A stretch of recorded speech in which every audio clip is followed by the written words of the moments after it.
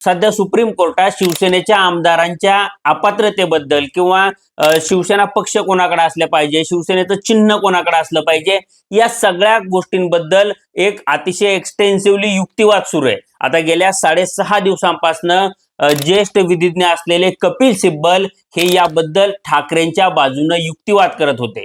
आणि हा सगळा युक्तिवाद पाहिला किंवा कपिल सिब्बलांनी कोर्टासमोर ठेवलेले पुरावे बघितले, हे सगळं आर्ग्युमेंट बघितलं, तर शिवसेना पक्ष पुन्हा ठाकरेंकडे येतो की काय अशी परिस्थिती निर्माण झाली आहे. पण शिवसेना पक्ष आणि पक्षाचं चिन्ह या सगळ्या गोष्टी जरी पुन्हा ठाकरेंकडे आल्या किंवा चिन्ह गोठवलं गेलं तरीही शिंदे हे ऑलरेडी जिंकलेले आहेत असं मला वाटतं. आता शिंदेच्या हातातला पक्ष निघून जाईल किंवा त्यांच्या हातातून पक्षचिन्ह निघून जाईल, त्यांचे आमदार अपात्र ठरतील, एवढं सगळं होऊन सुद्धा शिंदे जिंकतील असं मला का म्हणायचंय किंवा शिंदे ऑलरेडी जिंकलेत असं मी नेमकं का म्हणतोय, त्यामागचं लॉजिक मी तुम्हाला आज समजून सांगणार आहे. आणि ते लॉजिक समजून घेण्यासाठी हा व्हिडिओ तुम्ही शेवटपर्यंत पहा. आणि व्हिडिओ शेवटपर्यंत पाहिल्यानंतर शिंदे जिंकलेत असं तुम्हालाही वाटतं का हे मला जरा कमेंट बॉक्समध्ये सांगा. सोबतच तुम्ही जर अजूनपर्यंत लॉजिकल सिद्धांत आपल्या युट्यूब चॅनलला सबस्क्राईब केलं नसेल तर आधी आपल्या चॅनलला तेवढं सबस्क्राईब करा. नमस्कार, मी सिद्धांत आणि लॉजिकल सिद्धांत आपल्या युट्यूब चॅनलमध्ये तुमचं अगदी मनपूर्वक स्वागत आहे. तर एकनाथ शिंदेंनी शिवसेनेमध्ये बंड केलं आणि ते सुरत मार्गे गुवाहाटीला गेले. गुवाहाटीवरून परतल्यानंतर भाजपच्या साहाय्याने ते मुख्यमंत्री झाले आणि त्यांनी एक विशेष गोष्ट केली आणि ती विशेष गोष्ट म्हणजे त्यांनी शिवसेना पक्षावर आणि पक्षाच्या धनुष्यबाण या चिन्हावर दावा केला आणि निवडणूक आयोगानं त्यांचा दावा मान्य केला आणि पक्षाचं चिन्ह आणि पक्षाचं नाव या दोन्ही गोष्टी त्यांनी शिंदेंना देऊ केल्या. पण याबद्दल ठाकरे गट हा सुप्रीम कोर्टात गेला आणि या विषयाची सुप्रीम कोर्टामध्ये गेल्या 4.5 वर्षांपासून सुनावणी सुरू आहे.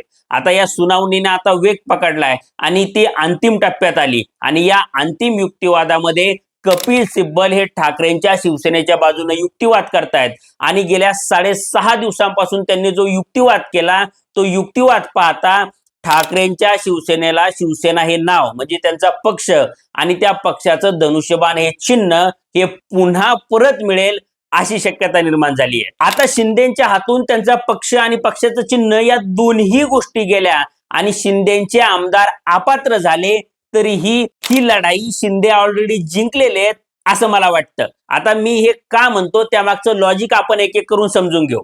तर सुप्रीम कोर्टामध्ये सध्या जी सुनावणी सुरू आहे या सुनावणीमध्ये पहिला मुद्दा आहे तो म्हणजे आमदारांच्या अपात्रतेबद्दलचा. म्हणजे विधानसभा अध्यक्ष राहुल नार्वेकरांनी जे शिंदे गटात गेलेले आमदार होते त्यांच्या अपात्रतेवर नीटपणे निर्णय घेतला नाही आणि त्यांनी कायदेशीर बाजू तपासून शिंदेसोबत गेलेल्या आमदारांना अपात्र केलं नाही असा युक्तिवाद कपिल सिब्बलांनी ठाकरेंच्या बाजूने केला. आता तो युक्तिवाद अतिशय योग्य आहे आणि तो कायदेशीर बाजूंना धरून आहे, त्यामुळं शिंदेचे आमदार अपात्र होतील अशी शक्यता जास्त आहे. आता शिंदेचे आमदार जरी अपात्र झाले तरीही शिंदेंना त्याचा काहीही परिणाम भोगावा लागणार नाही, कारण ठाकरेंनी या आमदारांच्या अपात्रतेबद्दल ज्या कार्यकाळामध्ये हा प्रस्ताव दिला होता तो कार्यकाळ आता संपलेला आहे. त्यानंतर विधानसभेच्या निवडणुका झालेल्या आहेत आणि त्यानंतर हे आमदार पुन्हा एकदा निवडून आलेले आहेत. त्यामुळं आता सुप्रीम कोर्टानं या आमदारांना अपात्र ठरवलं काय आणि पात्र ठरवलं काय त्या आमदारांवर त्याचा काहीही परिणाम होणार नाही किंवा ग्राउंडवर त्यांना त्याचे काहीही परिणाम भोगावे लागणार नाही. आता तुम्ही म्हणाल की विधानसभेचा कार्यकाळ संपल्यामुळं शिंदेच्या आमदारांवर अपात्रतेची कारवाई जरी झाली तरीही त्यांना ग्राउंडवर काही परिणाम होणार नाही हे आम्ही मान्य करतो. पण जर शिवसेनेला त्यांचं शिवसेना नाव आणि पक्ष हे सोडावं लागलं म्हणजे शिंदे गटाला जर त्यांचं शिवसेना नाव आणि धनुष्यबाण चिन्ह सोडावं लागलं तर त्याचा त्यांना थेटपणे परिणाम होईल, त्यांच्या हातातून पक्ष निघून जाईल आणि याचा ठाकरेंना फायदा होईल. तर या गोष्टीचा सुद्धा शिंदेंना काही वाईट परिणाम भोगावा लागणार नाही असं मला वाटतं. आता यामागचं लॉजिक काय तर ते लॉजिक सुद्धा तुम्हाला सांगतो. आता शिंदे हे ज्यावेळी बंड करून सुरत मार्गे गुवाहाटीला गेले आणि त्यानंतर मुख्यमंत्री झाले त्यावेळी शिंदे हे शिवसेनेसाठी आणि संपूर्ण महाराष्ट्रासाठी ठाणे जिल्ह्यातले एक आमदार होते. त्याआधी शिवसेनेच्या आमदारांना जरी शिंदेचं नाव माहिती असलं किंवा विधिमंडळात किंवा मंत्रालयामधून जी कामं व्हायची ती कामं शिवसेनेच्या आमदारांना शिंदेच्या मार्फत करून मिळत असली तरी ही संपूर्ण महाराष्ट्राला एकनाथ शिंदेचं नाव परिचित नव्हतं आणि बहुतांश लोकांना एकनाथ शिंदेंनी बंड केल्यानंतरच एकनाथ शिंदे नावाचा कुणीतरी नेता शिवसेनेमध्ये आहे हे माहिती झालं. आता कट टू सध्याची महाराष्ट्राची परिस्थिती घ्या. आता सध्याच्या महाराष्ट्राच्या परिस्थितीमध्ये शिंदेचं नाव हे संपूर्ण महाराष्ट्राला सुपरिचित झालंय आणि सुरुवातीच्या काळात शिंदेंना पक्षाचं चिन्ह मिळालं, पक्षाचं नाव मिळालं, आमदार खासदार त्यांच्या सोबत गेले म्हणून शिवसेनेच्या कार्यकर्त्यांचा एक मोठा गट हा शिंदेसोबत गेला. म्हणजे तो शिंदेंना अटॅच झालेला नव्हता.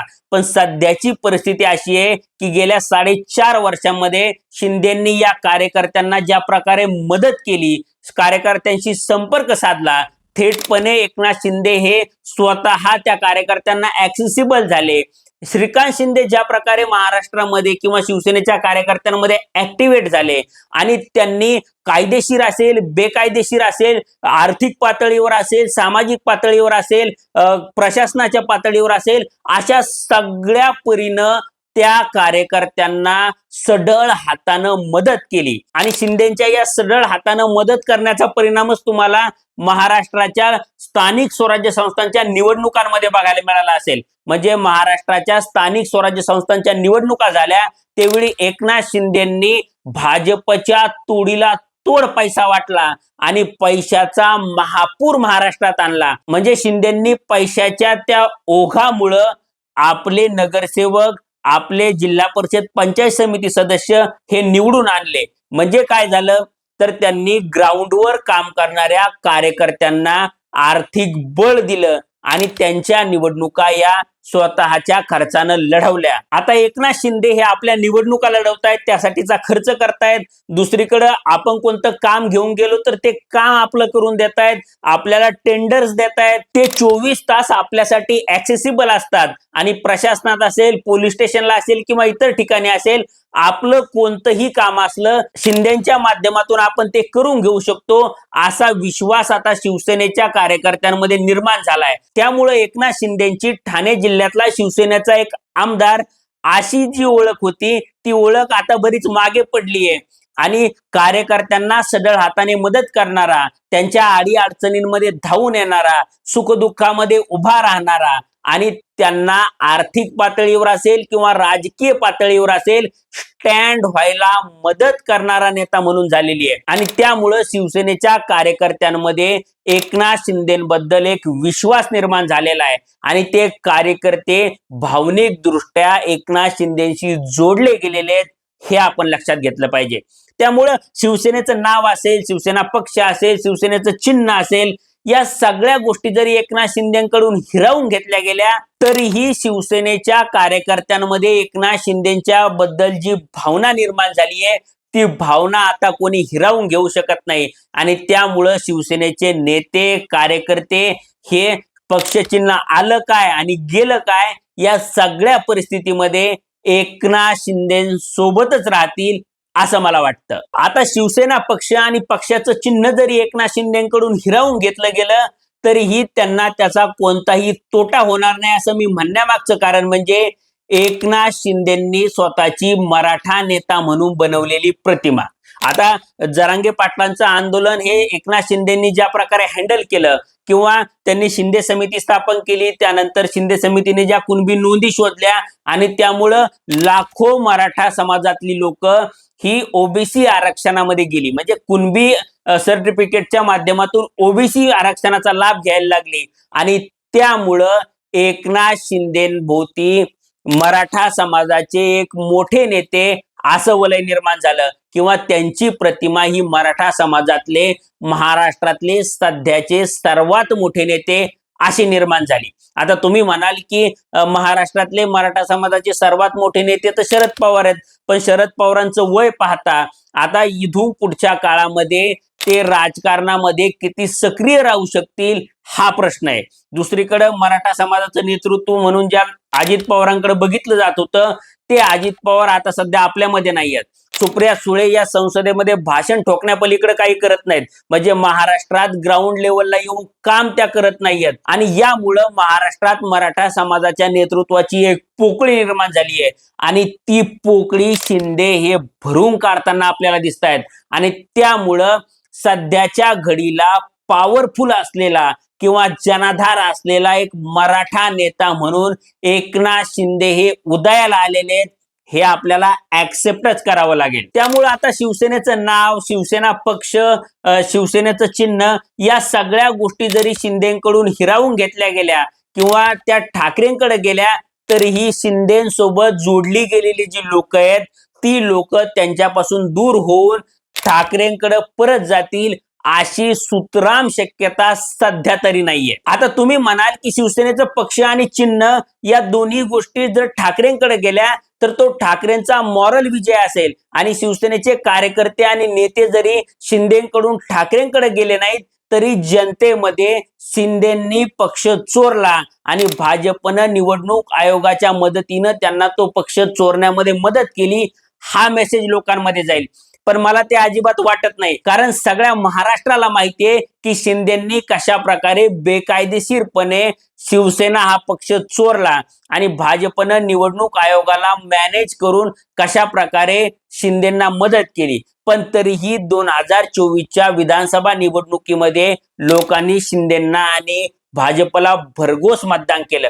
यावरून लोकांना या गोष्टीचा किती फरक पडतो हा प्रश्न माझ्या मनात निर्माण झालेला आहे आणि त्यामुळं शिंदेंनी कार्यकर्त्यांमध्ये आणि नेत्यांमध्ये जे स्वतःचं स्टेटस निर्माण केलंय किंवा स्वतःबद्दलचा विश्वास निर्माण केलाय, यामुळं एकनाथ शिंदेच्या हातात पक्ष आणि पक्षाचं चिन्ह राहिलं काय आणि ते ठाकरेंकडे गेलं काय, या गोष्टीचा ग्राउंडवर काहीही परिणाम होणार नाही, हे आपण समजून घेतलं पाहिजे. आता हे सगळं विश्लेषण ऐकल्यानंतर सुप्रीम कोर्टाचा निकाल जर ठाकरेंच्या बाजूने लागला तर त्याचा शिंदेंवर काही विपरीत परिणाम होईल असं तुम्हाला वाटतं का, हे मला जरा कमेंट बॉक्समध्ये सांगा.